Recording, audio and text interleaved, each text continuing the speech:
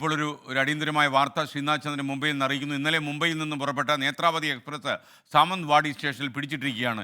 7 മണിക്കൂറോളമായി train ഇവിടെ പിടിച്ചിട്ടിരിക്കുന്നു. ട്രെയിനിലെ ശുചിമുറിയിലെ വെള്ളം തീർന്നെന്നും ദുരിതത്തിലാണ് ഇപ്പോൾ യാത്രക്കാർ.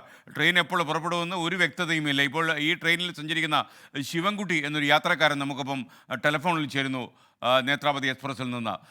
ശിവൻകുട്ടി, നമസ്കാരം. എത്ര മണിക്കൂറായിട്ട് ഈ സ്റ്റേഷനിൽ പിടിച്ചിട്ടിരിക്കുകയാണ് വണ്ടി? സാറേ നമസ്കാരം.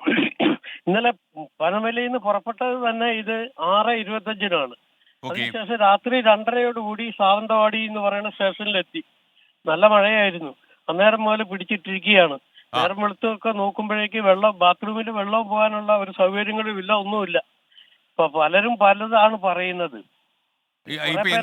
ബേസിക് ആയിട്ട് ഇപ്പൊ ശുചിമുറിയിൽ വെള്ളമില്ല, അതാണോ ബേസിക് പ്രശ്നം? പിടിച്ചിടാനുള്ള കാരണം?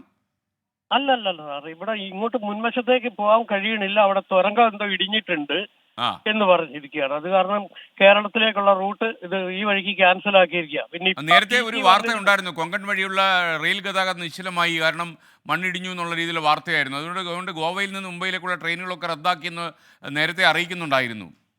ഇപ്പൊ ടി ഇപ്പൊ വന്നു സാറേ. ഇപ്പൊ ടി വന്നു കഴിഞ്ഞപ്പോ ഞാനത് പറഞ്ഞു കഴിഞ്ഞപ്പോ അവര് പറഞ്ഞ് വണ്ടി തിരിച്ച് പനവേലിലേക്ക് തന്നെ വിടുകയാണ്. എന്നിട്ട് നമ്മുടെ പഴയ റൂട്ടിൽ പൂനെ പോയിട്ട് തമിഴ്നാട്, ആന്ധ്ര ആ വഴിക്ക് വണ്ടി തിരിച്ച് വിടുമെന്ന്. ചിലപ്പോ 2 ദിവസം ആവും കേരളത്തിൽ എത്തുമ്പോ. ശരി, നിങ്ങൾക്ക് എങ്ങോട്ടാ യാത്ര ചെയ്യേണ്ടത്? ഞാന് തിരൂരാണ്.